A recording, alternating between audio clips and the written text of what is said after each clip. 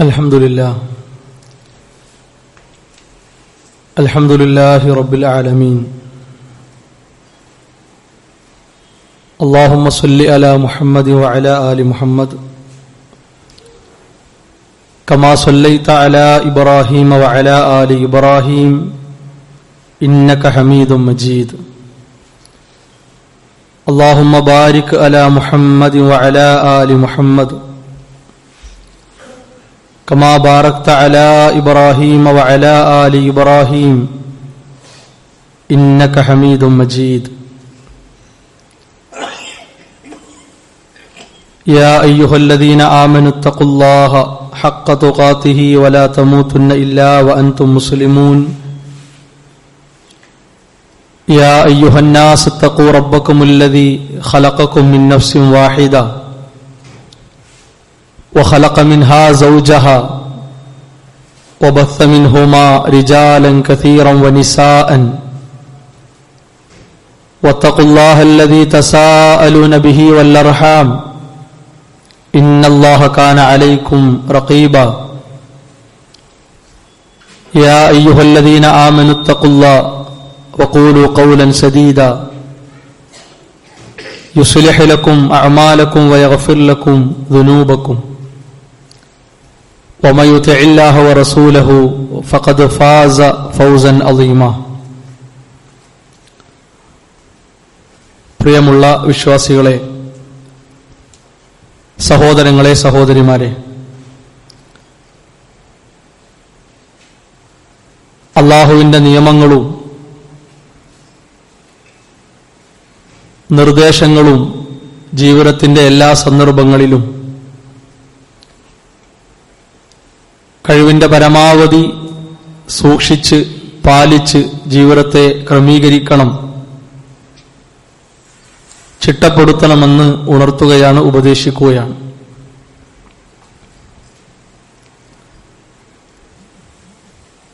പൂർണ്ണമല്ലാത്ത ഒരു വസ്തു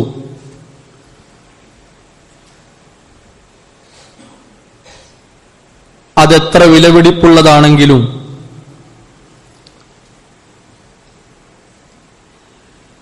ആ വസ്തുവിനെ സമീപിക്കുന്നിടത്ത്, സ്വീകരിക്കുന്നിടത്ത് വ്യത്യസ്തങ്ങളായ അഭിപ്രായങ്ങളും മാനസികാവസ്ഥകളുമാണ് നമുക്കെല്ലാവർക്കും ഉണ്ടാവുക എന്നത് വസ്തുതയാണ്. ചിലർ അഭിപ്രായപ്പെടും, അതിന്റെ യഥാർത്ഥ രൂപത്തിലേക്ക് എത്തിയിട്ട് നമുക്കത് എടുക്കാം. വേറെ ചില ആളുകൾ പറയും, പൂർണ്ണമല്ലാത്ത ഈ വസ്തുവിനെ കൊണ്ട് നമ്മൾ വിചാരിക്കുന്ന, ആഗ്രഹിക്കുന്ന ഒരു ഗുണം ലഭിക്കണമെന്നില്ല, അതുകൊണ്ട് നമുക്കത് ആവശ്യമില്ല. ചിലരെങ്കിലും അഭിപ്രായം പറയും, പൂർണ്ണതക്കുറവ് ഉള്ളതിനാൽ അലങ്കാരത്തിനോ ഭംഗിക്കോ ഗുണത്തിനോ ഇത് ഉപകരിക്കുകയില്ല, അതുകൊണ്ട് വേണമെങ്കിൽ എടുക്കാം, ഇല്ലെങ്കിൽ ഒഴിവാക്കാം.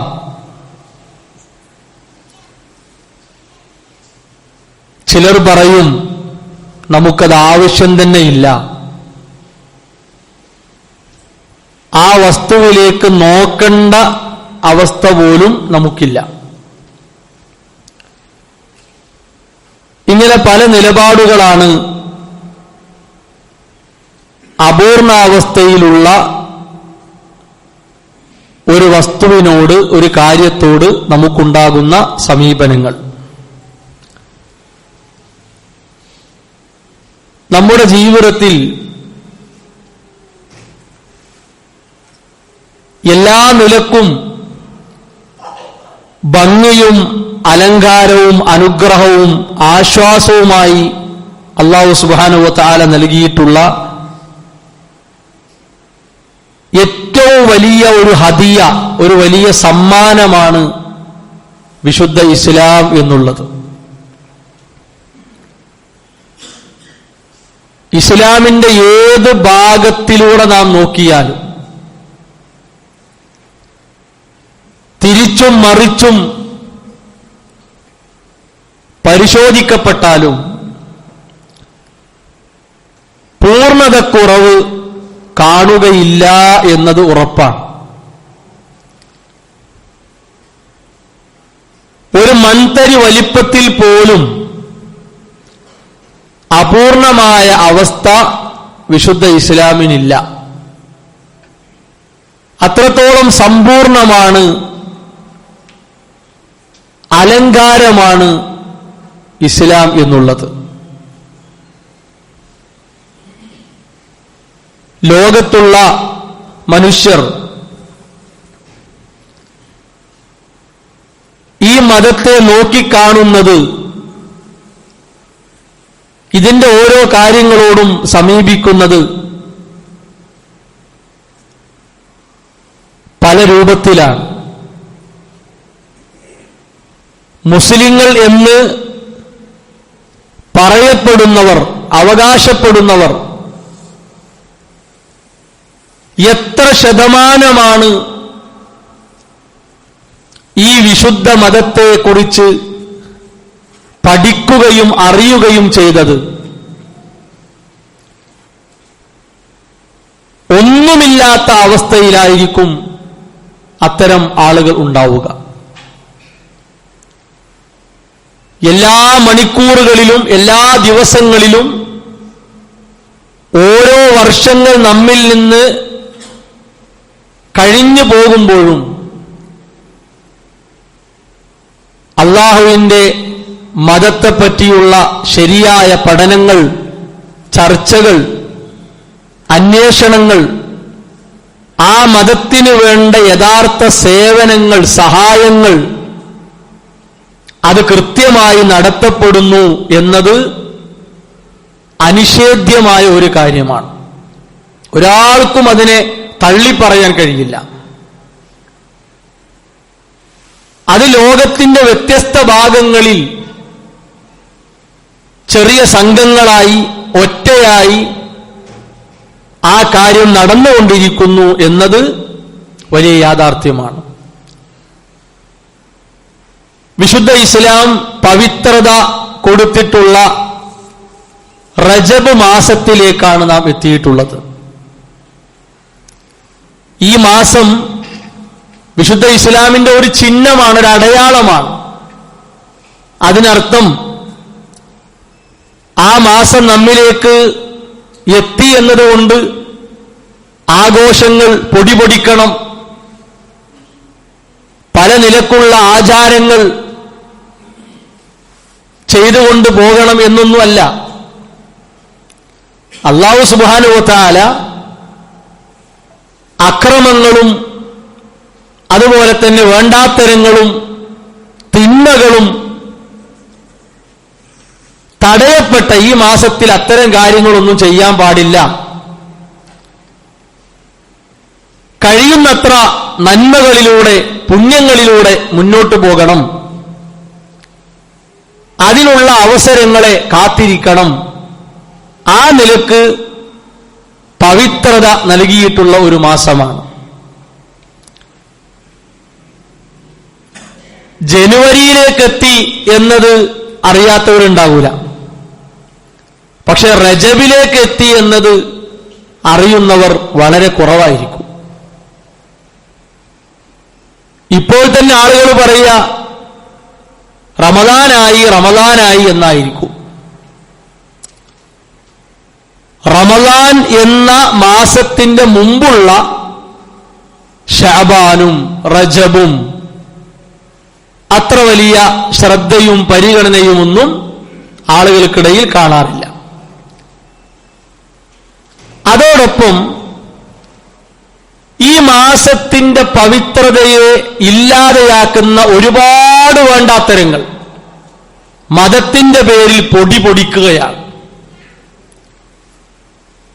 റജബ് മാസത്തിന്റെ ആദ്യ രാവ് മുതൽ ഉസ്താദുമാർ എന്ന് പറയുന്നവർ ജനങ്ങൾക്കിടയിൽ കാട്ടിക്കൂട്ടുന്ന തോന്നിയവാസങ്ങൾ എത്രയാണ്. കുറെ അറബി വായിച്ചതുകൊണ്ട് ഇസ്ലാമാകൂല. ആളുകളെ വിളിച്ചു കൂട്ടിയിട്ട് ആമീൻ പറയാൻ വേണ്ടി കുറെ അറബി ഇങ്ങനെ വായിച്ചു കൊടുത്താൽ ഇസ്ലാമാകൂല. ഏതെങ്കിലുമൊക്കെ ആയത്തുകൾ ഓതിക്കൊടുത്താൽ ഇസ്ലാമാകൂല. പ്രത്യേകം സൂറത്തുകൾ എടുത്ത് ഓതിക്കൊടുത്താൽ ഇസ്ലാമാവുകയില്ല. ഒരു കാര്യം അള്ളാഹുവിന്റെ ദീനാകണമെങ്കിൽ അതിന് കൃത്യമായ നിയമങ്ങളും നിർദ്ദേശങ്ങളും ഒക്കെ ഉണ്ട്. അതേത് കാര്യത്തിനും അങ്ങനെയാണ്. ദീനിന്റെ കാര്യത്തിൽ പ്രത്യേകിച്ച് നാം ശ്രദ്ധിക്കേണ്ടതാണ്. റസൂലുള്ളാഹി സ്വല്ലല്ലാഹു അലൈഹി വസല്ലമ വാക്കാലും പ്രവൃത്തിയാലും ഇഷ്ടത്താലും നമുക്ക് വിട്ടുതരാത്ത ഒരു കാര്യത്തെ, നമുക്ക് പഠിപ്പിക്കാത്ത ഒരു കാര്യത്തെ ദിക്ർ എന്ന പേരിൽ, നിസ്കാരം എന്ന പേരിൽ, സ്വലാത്ത് എന്ന പേരിൽ, ഖുർആൻ പാരായണം എന്ന പേരിൽ, സ്വദഖ എന്ന പേരിൽ വലിച്ചു കൊണ്ടുവരാൻ ഇസ്ലാമിൽ അനുമതിയില്ല. ഇസ്ലാമിന്റെ പേരിൽ പല കാര്യങ്ങളും ആളുകൾ ചെയ്തുകൊണ്ടിരിക്കുന്നു. അതൊന്നും ഇസ്ലാമിന്റെ ഉള്ളിലേക്ക് കൊണ്ടുവരിക പാടില്ലാത്ത കാര്യമാണ്. ഇവിടെ ഇത്തരം ആളുകൾക്കുള്ള വിചാരം അല്ലെങ്കിൽ ഇതിലൊക്കെ പ്രേരിപ്പിക്കുന്ന കാര്യം എന്താ ഒരു ദിക്ർ ചൊല്ലിയാൽ, എന്താ ഒരു സൂറത്ത് പ്രത്യേകമായി ഓതിയാൽ, എന്താണ് പ്രത്യേക എണ്ണം വെച്ചുകൊണ്ട് 100 അല്ലെങ്കിൽ 1000 എന്നൊക്കെ എണ്ണം വെച്ചുകൊണ്ട് ചൊല്ലിയാൽ, എന്താണ് ഇത്ര ദിവസങ്ങളിൽ എന്ന ഒരു ഹദ്, ഒരു പരിധി വെച്ചുകൊണ്ട് കാര്യങ്ങൾ ചൊല്ലിയാൽ, അതൊക്കെ ഇപ്പൊ എന്തത്ര പ്രശ്നം? ദീനെന്ന് പറഞ്ഞാൽ ഇതൊക്കെ തന്നെയല്ലേ? ഈ ചോദ്യങ്ങളിലൂടെയാണ് ഇത്തരം അനാചാരങ്ങൾ, അന്ധവിശ്വാസങ്ങൾ ജനങ്ങൾക്ക് മുമ്പിൽ ഇവരൊക്കെ ചെയ്തുകൊണ്ടിരിക്കുന്നത്. എത്ര എളുപ്പത്തിൽ ഈ ന്യായീകരണങ്ങൾ തെറ്റാണ് എന്ന് നമുക്ക് മനസ്സിലാക്കാം. റസൂലുള്ളാഹി സ്വല്ലല്ലാഹു അലൈഹി വസല്ലമ ഒരു ദിവസം ഒരു വിശ്വാസിയുടെ ജീവിതത്തിൽ അനിവാര്യമായും ഉണ്ടായിരിക്കേണ്ട പ്രാർത്ഥനകൾ പച്ചയായി പഠിപ്പിച്ചു. ഉറക്കിൽ നിന്ന് ഉണർന്നത് മുതൽ അവിടെ കിടക്കുന്നത് വരെ, കിടന്നിട്ടും അയാൾ ചെയ്യേണ്ടത് എന്തൊക്കെ, ഇനി ഉറക്കത്തിൽ പോലും എന്തെങ്കിലും സംഭവിച്ചാൽ എന്താണ് ചൊല്ലേണ്ടത്, പറയേണ്ടത് എന്നൊക്കെ പഠിപ്പിച്ചു. ബാത്റൂമിൽ കയറുമ്പോൾ ഇതാണ് ചൊല്ലേണ്ടത്, ഇറങ്ങുമ്പോൾ ഇതാണ് ചൊല്ലേണ്ടത്, പള്ളിയിൽ കയറുമ്പോൾ ഇതാണ്, ഇറങ്ങുമ്പോൾ ഇതാണ്, അങ്ങാടിയിലേക്ക് എത്തിയാൽ ഇതാണ് എന്നൊക്കെ പഠിപ്പിച്ചു. ഇതെല്ലാം പഠിപ്പിച്ച റസൂലുള്ളാഹി സ്വല്ലല്ലാഹു അലൈഹി വസല്ലമക്ക് ഈ റജബിൽ ആദ്യ 10 ദിവസങ്ങളിൽ ഇതാണ് ചൊല്ലേണ്ടത്, റജബിന്റെ ആദ്യ രാത്രിയിൽ ഇതാണ് ചൊല്ലേണ്ടത്, ഇത് പഠിപ്പിക്കാൻ എന്താ അത്ര പിശുക്ക്? റസൂലുള്ളാഹി സ്വല്ലല്ലാഹു അലൈഹി വസല്ലമയിൽ നിന്ന് ഈ മാസത്തിൽ പ്രത്യേകമായ ഒരു പ്രാർത്ഥന അവിടുന്ന് പഠിപ്പിച്ചതായി കിട്ടിയിട്ടില്ല. കിട്ടാതെ എങ്ങനെ നബി സല്ലല്ലാഹു അലൈഹി വസല്ലം പറഞ്ഞു, പഠിപ്പിച്ചു എന്ന നിലക്ക് നമ്മൾ എടുക്കുക? അത് വലിയ കളവല്ലേ? അത് റസൂലുള്ളാഹി സ്വല്ലല്ലാഹു അലൈഹി വസല്ലമയുടെ മേൽ പറയുന്ന വലിയ കളവല്ലേ? ആ കളവിന് കൂട്ടു നിൽക്കാൻ പറ്റുമോ? ആ കള്ളത്തരത്തിന് ആമീൻ പറയാൻ പറ്റുമോ? ആ കളവിന്റെ സരസിൽ പങ്കെടുക്കാൻ പറ്റുമോ? ഇല്ല. നബി സല്ലല്ലാഹു അലൈഹി വസല്ലമ ഓരോ പ്രാർത്ഥനകളും ഇത്ര എണ്ണം എന്നുണ്ടെങ്കിൽ അതുവരെ പഠിപ്പിച്ചു. ഇത്ര എണ്ണം, അതൊക്കെ പഠിപ്പിച്ച നബി സല്ലല്ലാഹു അലൈഹി വസല്ലമക്ക് റജബ് ആദ്യ 10 100 തവണ സുബ്ഹാനൽ ഹയ്യുൽ ഖയ്യൂം, സുബ്ഹാനൽ ഹയ്യുൽ ഖയ്യൂം 100 തവണ റജബിന്റെ ആദ്യ 10 ചൊല്ലണം എന്ന് മാത്രം പഠിപ്പിക്കാൻ നബിക്ക് നേരണ്ടായില്ല. ബാക്കിയൊക്കെ നബി എണ്ണം പഠിപ്പിച്ചു. അപ്പൊ സുബ്ഹാനൽ ഹയ്യുൽ ഖയ്യൂം എന്ന ഒരു പ്രാർത്ഥന എത്ര എത്ര തപ്പിയാലും കിട്ടൂല. നബി സല്ലല്ലാഹു അലൈഹി വസല്ലം പഠിപ്പിച്ചു എന്ന നിലയ്ക്ക് കിട്ടൂല. കിട്ടാത്തൊരു കാര്യം, ഇല്ലാത്ത ഒരു കാര്യം റസൂലുള്ളാഹി സ്വല്ലല്ലാഹു അലൈഹി വസല്ലം പറഞ്ഞു എന്ന് പറഞ്ഞ് പഠിപ്പിച്ചാൽ നബിന്റെ പേരിൽ നോണ. ഇസ്ലാമിന്റെ പേരിലാകുമ്പോ അതിന്റെ പേരിൽ നോണ. അള്ളാഹുവിന്റെ പേരിലാവുമ്പോ അള്ളാഹുവിന്റെ പേരിലും നോണ. ഇതാർക്ക് മനസ്സിലാവൂല? ഇങ്ങനെ വഅള് പറയുന്ന, ക്ലാസ് എടുക്കുന്ന ഉസ്താദുമാരുടെ മുമ്പിൽ പോയിരിക്കുന്ന സാധാരണക്കാർക്ക് അറിഞ്ഞോളണമെന്നില്ല. അവർക്ക് അറബി കേട്ടാൽ ദിക്റാണ്, ചില ദിക്ർ കേട്ട ഓർക്ക് ആയത്താണ്, ചില കള്ളക്കഥകൾ കേട്ട വലിയ മുന്തിയ ഹദീസാണ്. അങ്ങനെയാണ് അവരെ മനസ്സ്. സാധാരണക്കാരായ നമ്മളെ പോലത്തെ മനസ്സുകൾ അങ്ങനെയാണ്. ഇതാർക്കേ തിരിയുള്ളൂ? ഹദീസുകളും മറ്റു കാര്യങ്ങളൊക്കെ കൃത്യമായി പഠിച്ചു മനസ്സിലാക്കി പോകുന്നവർക്കേ മനസ്സിലാവുള്ളൂ. ഇത് ബിദ്അത്താണ്, തെറ്റാണ്, ഇസ്ലാമിന്റെ പേരിൽ ഉണ്ടാക്കപ്പെട്ടതാണ്, പാടില്ല. സഹോദരങ്ങളെ, ഈ മാസത്തിൽ പ്രത്യേകമായി നമുക്കൊന്നും ചെയ്യാല്ല, ഒന്നും ചെയ്യാല്ല. ഒരു നോമ്പ് പോലും അധികമല്ല. അപ്പൊ നബി സല്ലല്ലാഹു അലൈഹി വസല്ലമ ഇസ്രാ മിഅ്റാജ് യാത്ര നടത്തപ്പെട്ടത് ഈ മാസമാണെന്നാ പറയപ്പെടുന്നത്. എന്താ രേഖ? രേഖയൊന്നുമില്ല. റസൂലുള്ളാഹി സ്വല്ലല്ലാഹു അലൈഹി വസല്ലമ അത് കഴിഞ്ഞ് വന്നിട്ട് ഈ വിഷയം ആദ്യം അറിയിക്കപ്പെട്ടത് അബൂബക്കർ റളിയല്ലാഹു അൻഹു അല്ലേ? അബൂബക്കർ റളിയല്ലാഹു അൻഹു അന്ന് ഈ യാത്ര റജബിലാന്ന് എവിടെങ്കിലും പറഞ്ഞു? റജബ് മാസത്തിലാണ് ആ യാത്ര ഉണ്ടായത് എന്ന് ചരിത്രപരമായി പോലും സ്വീകാര്യമല്ല. ചരിത്രത്തെ പോലും കബളിപ്പിക്കുക, ചരിത്രത്തിൽ പോലും അങ്ങനല്ല. അത് എന്നാണ് വ്യക്തമല്ല. നബി സല്ലല്ലാഹു അലൈഹി വസല്ലമ സാഹചര്യവും സമയവും അള്ളാഹു കണക്കാക്കിയത് എത്തിയപ്പോൾ അത്ഭുതകരമായ ഒരു യാത്ര നടത്തപ്പെട്ടു. എന്നിട്ട് അതിന്റെ പേരിൽ മിഅ്റാജ് നോമ്പ്. ആ നോമ്പ് ഇവിടുന്ന നമ്മുടെ ഉള്ള അമലിനെ പോലും പൊളിക്കാനുള്ള നോമ്പാണത്. അയ്യാമുൽ ബീൽ നോമ്പ് ഈ മാസത്തിലുണ്ട്, തിങ്കൾ വ്യാഴം നോമ്പുകൾ ഈ മാസത്തിലുണ്ട്, ഒക്കെ ഉണ്ട്. പക്ഷേ സ്പെഷ്യലായി പ്രത്യേകമായി ഒരു നോമ്പ് ഈ മാസം ഇല്ല. എന്നാലോ നമുക്കാവുന്നത്ര ദിക്റുകളും പ്രാർത്ഥനകളും ഖുർആൻ പാരായണവും ജമാഅത്ത് നിസ്കാരത്തിലെ കണിശതയും ഇങ്ങനെ നമ്മൾ എന്നും ചെയ്യുന്ന കാര്യങ്ങളെ ഒന്ന് മുറുക്കി നന്നായി ശ്രദ്ധിക്കേണ്ട ഒരു മാസമാണ്. വേണ്ടാത്തരങ്ങൾ, അക്രമങ്ങൾ, അന്യായങ്ങൾ ഇതൊന്നും നമ്മിൽ സംഭവിക്കാതിരിക്കാൻ ഒരു കരുതൽ വരുത്തേണ്ട മാസമാണ്. റസൂലുള്ളാഹി സ്വല്ലല്ലാഹു അലൈഹി വസല്ലമ പറഞ്ഞ ശക്തമായ 2 താക്കീതുകളുണ്ട്. ഈ താക്കീത് നമ്മുടെ മനസ്സിൽ കൊത്തിവെക്കാൻ കഴിയണം. എന്തിനാ അറിയോ? ഒരു ഉസ്താദിന്റെ വേഷം കണ്ടും നമ്മുടെ പരലോകം കൊളാകാൻ പാടില്ല. അത്രേ ഉള്ളൂ. ആരെ വേഷം നോക്കിയിട്ട്, ആരെ നീളമുള്ള നാവും നോക്കിയിട്ട്, ഒരാളെ ഈണം കേട്ടിട്ട് എന്താ അയാള് പറഞ്ഞത്, എങ്ങനെ അത് കേട്ടിട്ട് നമ്മൾ മാറാതിരിക്കുക? എന്താ പറയണത്? ഇല്ലാത്ത കാര്യം ചെയ്യാനേ, ഇല്ലാത്ത കാര്യം ചെയ്യാൻ വൈകാരികമായി സംസാരിക്കാൻ ആരെ കൊണ്ട കഴിയാത്തത്? അത് വാചാലമായി സംസാരിക്കാൻ കഴിയുന്ന ആരെ കൊണ്ട് സാധിക്കുന്ന കാര്യമാണ്. പക്ഷേ നാളെ അള്ളാഹുവിന്റെ മുമ്പിലേക്ക് എത്തുമ്പോ ഇതൊന്നും ഉണ്ടാവൂല. അത് ഖുർആൻ പച്ചയായി പഠിപ്പിച്ച കാര്യമാണ്. നബി സല്ലല്ലാഹു അലൈഹി വസല്ലം അവിടുത്തെ വാക്കിലൂടെ ഉണർത്തിയ കാര്യമാണ്. റസൂലുള്ളാഹി സ്വല്ലല്ലാഹു അലൈഹി വസല്ലം പറഞ്ഞു, മൻ അമില അമലൻ.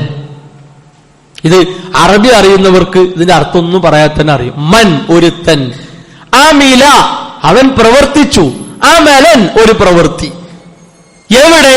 ഫീ അംറിനാ ഹാദാ നമ്മുടെ ഈ കാര്യത്തിൽ. നമ്മുടെ ഈ കാര്യം എന്ന് പറഞ്ഞാൽ ദുന്യാവല്ല. ദുന്യാവിൽ നമുക്ക് ഇഷ്ടമുള്ളതൊക്കെ അനുവദനീയമായതൊക്കെ ചെയ്യുക, ഹറാമല്ലാത്തതൊക്കെ ചെയ്യുക, അതിന് പ്രശ്നമില്ല. കുറെ ആളുകൾ കൂടി ഒരു വഴി ഉണ്ടാക്കണം എന്ന് ആലോചിച്ചു, സൗകര്യമായ സ്ഥലം കിട്ടി, എല്ലാവരും കൂടി വഴി ഉണ്ടാക്കി. ഇസ്ലാം വിരോധമല്ല, ഇസ്ലാം വിലക്കിയിട്ടില്ല. ആ ഒരു പുതിയ കാര്യം നല്ലൊരു വഴി ഉണ്ടായി കിട്ടിയല്ലോ എന്ന് പറയാം. അതേ നിലപാട് ദീനിക്ക് പറ്റുമോ? പറ്റൂല. ആ നിലപാട് ദീനിക്ക് എടുക്കാൻ പറ്റൂല. കാരണം ദീനിൽ എന്ത് വേണം വേണ്ട എന്നത് കൃത്യമായി പഠിപ്പിക്കപ്പെട്ടു. അതാണ് ഫീ അംറിനാ ഹാദാ നമ്മുടെ ഈ കാര്യത്തിൽ അഥവാ ദീനിന്റെ വിഷയത്തിൽ റസൂലുള്ളാഹി സ്വല്ലല്ലാഹു അലൈഹി വസല്ലം ചെയ്യാത്ത ഒരു പണി, അതൊരു ദിക്റാകട്ടെ, ഒരു സ്വലാത്താകട്ടെ, സ്വദഖയാകട്ടെ, നോമ്പാകട്ടെ, എന്താകട്ടെ, ഫഹുവ റദ്ദുൻ അത് തള്ളിക്കളയണമെന്നാണ്. അള്ളാഹ്ക്കത് വേണ്ട. അള്ളാഹ്ക്ക് വേണ്ടാത്തൊരു കാര്യം അവന്റെ അടിമകളായ നമുക്കും ആവശ്യമില്ല. ഒന്ന്. രണ്ടാമത്തത് മൻ അഹദസ ഫീ അംറിനാ ഹാദാ, നമ്മുടെ ഈ കാര്യത്തിൽ പുതിയതായി ഉണ്ടാക്കുക. എന്താ ഇപ്പൊ ഇസ്ലാമിൽ ദിക്റിന് പഞ്ഞുണ്ടോ? ഇല്ല. എന്നാ ഇതുകൂടി കിടക്കട്ടെ. ഇസ്ലാമിൽ സ്വലാത്തില്ലേ? അപ്പൊ ഇങ്ങനെ സ്വലാത്ത് വരട്ടെ. ഇസ്ലാമിൽ നോമ്പില്ലേ? എന്നാ ഇങ്ങനെ നോമ്പ് വരട്ടെ. അങ്ങനെ ഓരോരുത്തർക്കും തോന്നുന്ന കാര്യങ്ങൾ ഉണ്ടാക്കാനാണ് ദീനെങ്കിൽ ഇതിനെന്ത് പവിത്രത?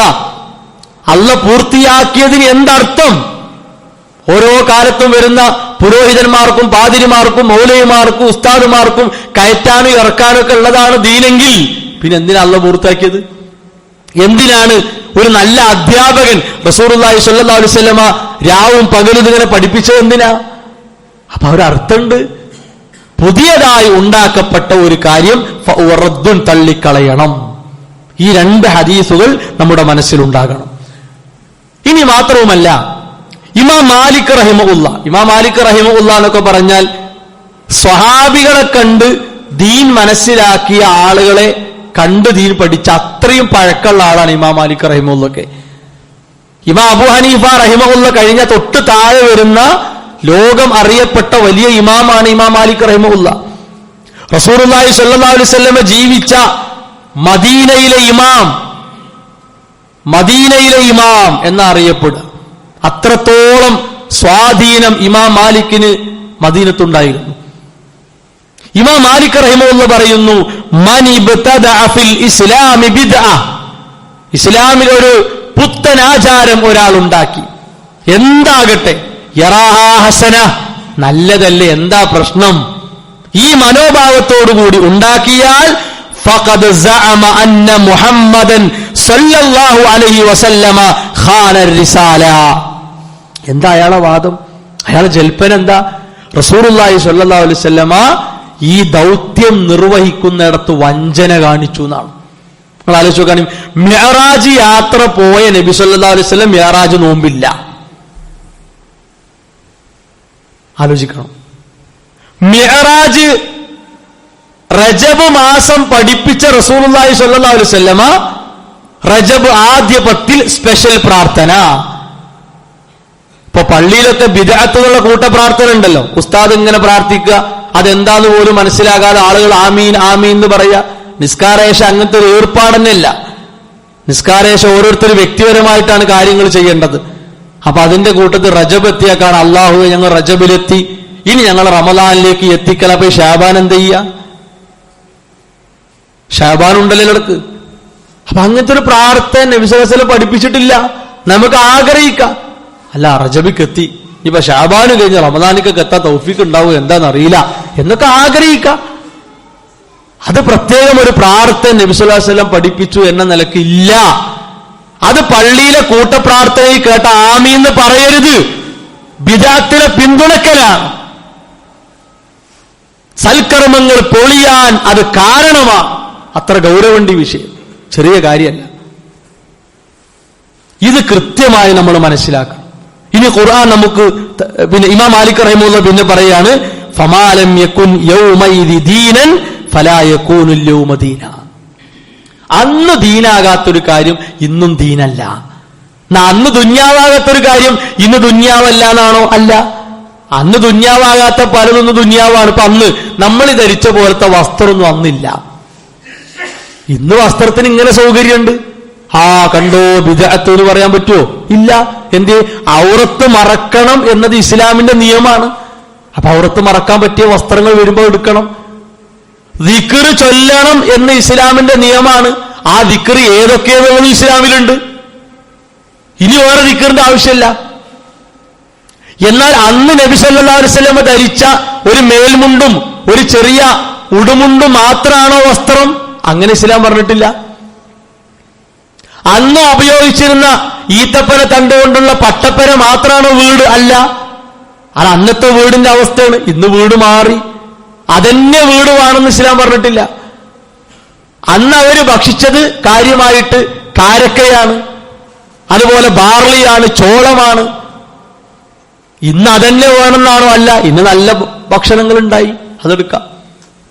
ഈ ഒരു വ്യത്യാസം ആൾക്കാർ മനസ്സിലാക്കിയില്ലെങ്കിൽ എന്താ ഇപ്പൊ ദുന്യാവിൽ കുറെ ബിൽഡിംഗ് ഉണ്ടായില്ലേ, ഇത്ര വേഷങ്ങളൊക്കെ വന്നില്ലേ, പിന്നെ ഇപ്പൊ എന്താ പ്രശ്നം? അപ്പൊ ദീനിലും ആകാം. ഈ കാഴ്ചപ്പാട് ഇസ്ലാമിലില്ല. അങ്ങനത്തെ ഒരു കാഴ്ചപ്പാട് ഇസ്ലാമിലില്ല. ശറഅ് എന്നത് വ്യക്തമാണ്, ദുന്യാവിന്റെ കാര്യങ്ങൾ അതും വ്യക്തമാണ്. ഇത് രണ്ടും കൂട്ടിക്കുഴച്ചിട്ട് എന്ത് ചെയ്യാൻ പറ്റൂല, നമുക്ക് തോന്നിയിടത്തൊക്കെ ദീനുണ്ടാക്കുക എന്നുള്ള ഏർപ്പാട് പാടില്ല. അതിലാണ് നമ്മുടെ നാട്ടിലെ പുരോഹിതന്മാരൊക്കെ വിജയിക്കുന്നത്. ഇനി ഖുർആനിൽ ആയത്ത് കൂടി പറഞ്ഞു നോക്കൂ നിങ്ങൾ, ലിയഹ്മിലു ഔസാറഹും കാമിലതൻ യൗമൽ ഖിയാമ വമിൻ ഔസാരിൽ ലദീന യുദല്ലൂനഹും ബിഗൈരി ഇൽമിൻ. ഒരറിവുമില്ലാതെ ജനങ്ങളെങ്ങനെ പഴപ്പിക്കുക, എന്നിട്ട് ഈ പഴക്കുന്ന ആളുകളെ പാപഭാരവും ഈ പഴപ്പിക്കുന്ന ആളുകൾ വഹിക്കേണ്ടി വരിക. പഴപ്പിച്ചവന്റെ പാപഭാരവും പിഴപ്പിക്കപ്പെട്ടവന്റെ പാപഭാരവും ഇത് രണ്ടും ചുമന്ന് പരലോകത്ത് വരുന്നൊരവസ്ഥ ആലോചിച്ചു കാണി. അപ്പൊ സഹോദരങ്ങൾ, ഇത് വളരെ ഗൗരവമാണ്. അതുകൊണ്ട് ബിദ്അത്തുകളിൽ നിന്ന് ശാരീരികമായും മാനസികമായും സാമ്പത്തികമായും സർവ്വനിലക്കും വിട്ടുനിൽക്കാൻ, രാജിവെക്കാൻ നാം സന്നദ്ധരായിട്ടില്ലെങ്കിൽ നമ്മൾ അറിയാത്ത വിധം മരണശേഷമുള്ള അപകടം കൃത്യമായി നമ്മളെ പിടികൂടും. അതിനാൽ ബിദ്അത്തുകൾക്കെതിരെ നല്ല ഒരു മുൻകരു, ഒരു ഫിത്നയാണ്, വല്ലാത്തൊരു പരീക്ഷണമാണ്, മനസ്സിനെ ബാധിക്കുന്ന പെട്ടെന്ന് മരുന്ന് കിട്ടാത്ത രോഗമാണ് ബിദ്അത്ത് എന്ന ഫിത്ന. ആ രോഗത്തിന് നമ്മൾ അടിമപ്പെടാൻ പാടില്ല. അതാരെ കണ്ടു നമ്മൾ അടിമപ്പെടാൻ പാടില്ല. ഉള്ള ഒരു കാര്യം ഉണ്ട് എന്ന് പറയാൻ ഒരു മടി നമുക്ക് ആർക്കില്ല. കാരണം അത് ചെയ്താലേ പരലോകത്ത് വിജയിക്കാൻ പറ്റുള്ളൂ. നേരെ മറിച്ച് ഉള്ള കാര്യങ്ങൾക്കിടയിൽ ഇല്ലാത്ത കാര്യങ്ങൾ കൂടി ചെയ്താലോ ഈ ഉള്ളത് പൊളിയുകയും ഇല്ലാത്ത കാര്യങ്ങൾ മാത്രം അവശേഷിക്കുകയും ചെയ്യും. അത് നരകത്തിലേക്ക് നമ്മളെ കൊണ്ടുപോകും. അതിനാൽ ആ ഒരു പേടി സദാസമയം വിശ്വാസികളായി നമുക്കുണ്ടാകണം. അല്ലാഹു സുബ്ഹാനഹു വ തആല അതിനുള്ള സൗഭാഗ്യം പ്രദാനം ചെയ്യുമാറാകട്ടെ.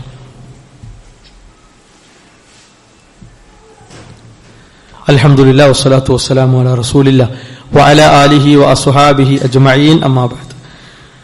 വിശ്വാസികളായ നാം എല്ലാവരും നമ്മുടെ ജീവിതത്തിന്റെ ഓരോ നിമിഷങ്ങളിലും കണിശമായും ശ്രദ്ധിക്കേണ്ട ഏതാനും കാര്യങ്ങളെ സംബന്ധിച്ചാണ് സൂചിപ്പിച്ചത്. നബി സല്ലല്ലാഹു അലൈഹി വസല്ലമ സ്വഹാബത്തിന് ഏറ്റവും വലിയ മുന്നറിയിപ്പ് കൊടുത്ത ഒരു കാര്യമാണ് സൂചിപ്പിക്കപ്പെട്ട വിഷയം. ഇത് കേൾക്കുമ്പോൾ സ്വാഭാവികമായും ഉണ്ടാകുന്ന ഒരു സംശയം, സമൂഹത്തിൽ എത്ര ആളുകളാണ് ഇതിന്റെ പിന്നാലെ, എത്ര തലമുതിർന്ന പണ്ഡിതന്മാരാണ്, ഉസ്താദന്മാരാണ് ഇതൊക്കെ ചെയ്തുകൊണ്ടിരിക്കുന്നത്, എന്നിട്ടും അത് കുഴപ്പമെന്ന് പറഞ്ഞാൽ അതിലെന്തോ ഒന്നുണ്ടല്ലോ, ഇങ്ങനത്തെ ഒരു സംശയവും ആളുകൾക്ക് ഉണ്ടാകാറുണ്ട്. അവിടെയും നോക്കൂ നിങ്ങൾ, ഇസ്ലാമിന്റെ ഇടപെടൽ എത്ര വ്യക്തമാണ്. അധികം ആളുകൾ ചെയ്യുന്നതല്ല ഇസ്ലാം, അങ്ങനെയല്ല. അങ്ങനെയാണെങ്കിൽ ഖുർആൻ പറഞ്ഞു അധികം ആളുകളും വിശ്വാസികളല്ല. അതിന്റെ അർത്ഥം എന്താ? അത് ശരിയാണെന്ന? അധികം ആളുകളും അറിവുള്ളവരല്ല, അതാണോ ശരി? ഏതൊരു തെറ്റും നോക്കൂ നിങ്ങൾ, അതിന്റെ പക്ഷത്തെ ആളുകൾ കൂടുതലായിരിക്കും. ഇപ്പൊ കള്ള് ഹറാമാണല്ലോ, ഒരു സംശയമില്ലല്ലോ. പക്ഷെ കള്ളിനു വേണ്ടി വാദിക്കുന്നവർ, തർക്കിക്കുന്നവർ, സമരം ചെയ്യുന്നവർ എത്രയാണ്? കോടികൾ കള്ളിനു വേണ്ടി പൊടിക്കുന്നു. അതിനർത്ഥം കള്ള് ഹലാലെന്ന അല്ല. വ്യഭിചാരം ഹറാമാണ്, വ്യഭിചാരത്തിന് വേണ്ടി പ്രത്യേക ശാലകൾ, ഏജന്റുമാർ, എന്തൊക്കെ ഉണ്ട്. അതിനർത്ഥം വ്യഭിചാരം ശരിയെന്ന അല്ല. അധികം ആളുകൾ എന്നതല്ല മാനദണ്ഡം. അതാണ് മാനദണ്ഡമെങ്കിൽ ദുന്യാവിൽ ഏതാ ശരി ഏതാ തെറ്റ് എങ്ങനെ വേർതിരിക്കപ്പെടുക? അപ്പൊ നന്മക്ക് എപ്പോഴും ആളുകൾ കുറവായിരിക്കും, വളരെ കുറവായിരിക്കും. അത് എല്ലാ കാലത്തും അങ്ങനെയാണ്. നബി സല്ലല്ലാഹു അലൈഹി വസല്ലമയുടെ കാലഘട്ടം മുതൽക്കേ അങ്ങനെയാണ്, ലോക ചരിത്രം തന്നെ അങ്ങനെയാണ്. അത് പിന്നീട് വികസിച്ച് വലുതായി വലുതായി വരും. അതാണ്. അതുകൊണ്ടാണ് മഹാനായ ഇബ്നു ഉമർ റളിയല്ലാഹു അൻഹു പറഞ്ഞു, കുല്ലു ബിദ്അത്തുൻ വലാല, എല്ലാ പുത്തനാചാരവും വഴികേടാണ്. വയറആഹന്നാസു ഹസന, ജനങ്ങൾ നല്ലതല്ലേ നല്ലതല്ലേ എന്ന് കുറെ ആളുകൾ പറഞ്ഞതുകൊണ്ട് ഒരു ബിദ്അത്ത് നല്ലതാവുകയില്ല. അപ്പോ കുറെ ആളുകൾ ചെയ്യുന്നു, കുറെ അറിവുള്ളവർ കൂടുന്നു എന്ന മാനദണ്ഡം ഒരു കാര്യത്തെ നന്മയാക്കാനുള്ളതല്ല എന്ന് പ്രത്യേകം നമ്മൾ മനസ്സിലാക്കുക. ബിദ്അത്തിനെ പിന്തുണക്കൽ, അനുകൂലിക്കൽ, അതുമായി സഹകരിക്കൽ അള്ളാഹുവിന്റെ ശാപത്തിന് കാരണമാണ്. റസൂലുള്ളാഹി സ്വല്ലല്ലാഹു അലൈഹി വസല്ലം പറഞ്ഞു, ലഅനല്ലാഹു മൻ ആവാ മുഹ്ദിസ, പുത്തനാചാരങ്ങൾ ഉണ്ടാക്കിയവർക്ക് അള്ളാന്റെ ശാപമുണ്ട്. ഇത് റസൂലുള്ളാഹി സ്വല്ലല്ലാഹു അലൈഹി വസല്ലം പഠിപ്പിച്ച കാര്യമാണ്. അപ്പോ ഈ ഒരു പേടിയാണ് വിശ്വാസികളായ നമ്മുടെ മനസ്സിൽ എപ്പോഴും ഉണ്ടാകേണ്ടത്. അല്ലാഹു സുബ്ഹാനഹു വ തആല നന്മകളുമായി ജീവിതത്തെ ബന്ധപ്പെടുത്താനും ആ നന്മകൾ ചെയ്ത് വിയർത്ത് അള്ളാഹുവിലേക്ക് മടങ്ങാനുമുള്ള തൗഫീഖ് നമുക്കെല്ലാവർക്കും പ്രദാനം ചെയ്യുമാറാകട്ടെ. ഒരു കാര്യം സൂചിപ്പിക്കാനുള്ളത്, ഇൻഷാ അല്ലാഹ് ശനിയാഴ്ച നാളെ പിന്നെ മഗ്‌രിബിന് ശേഷം കുരുവമ്പലത്ത് വെച്ച് തസ്ഫിയ എന്ന സമ്മേളനമുണ്ട്. മുനവർ സ്വലാഹി, ഷാക്കിർ സ്വലാഹി എന്നിവരൊക്കെ പങ്കെടുക്കുന്നു. കുടുംബസമേതം നമ്മൾ എത്തിച്ചേരാൻ ശ്രദ്ധിക്കണമെന്ന് ഉണർത്തുന്നു. അല്ലാഹു സുബ്ഹാനഹു വ തആല നമ്മുടെ ജീവിതത്തിൽ വന്ന ചെറുതും വലുതുമായ തെറ്റുകുറ്റങ്ങൾ വിട്ടുപുറത്ത് മാപ്പാക്കി തരുമാറാകട്ടെ. ലാ ഇലാഹ ഇല്ലല്ലാഹ് മുഹമ്മദ് റസൂലുള്ളാഹ് മരണം വരെ മുറുകെ പിടിച്ചുകൊണ്ട് ജീവിക്കാനുള്ള സൗഭാഗ്യം അല്ലാഹു പ്രദാനം ചെയ്യുമാറാകട്ടെ. ശാരീരികമായും മാനസികമായും സാമ്പത്തികമായും മതപരമായും കുടുംബപരമായും പ്രയാസപ്പെടുന്ന ഒരുപാട് ആളുകൾ സമൂഹത്തിലുണ്ട്. അവരുടെ പ്രയാസങ്ങൾ, ബുദ്ധിമുട്ടുകൾ അല്ലാഹു ദൂരീകരിച്ചു കൊടുക്കുമാറാവട്ടെ. നമ്മിൽ നിന്ന് മരണപ്പെട്ട മാതാപിതാക്കൾ, മക്കൾ, വിശ്വാസികൾ, പണ്ഡിതന്മാർ അല്ലാഹു അവർക്ക് മഅഫറത്തും മർഹമത്തും പ്രദാനം ചെയ്യുമാറാകട്ടെ. اللهم اغفر للمؤمنين والمؤمنات ربنا تقبل منا ربنا لا تزغ قلوبنا بعد إذ هديتنا وهب لنا من لدنك رحمة إنك أنت الوهاب ربنا تقبل منا ربنا آتنا في الدنيا حسنة وفي الآخرة حسنة وقنا عذاب النار آمين آمين برحمتك يا أرحم الراحمين.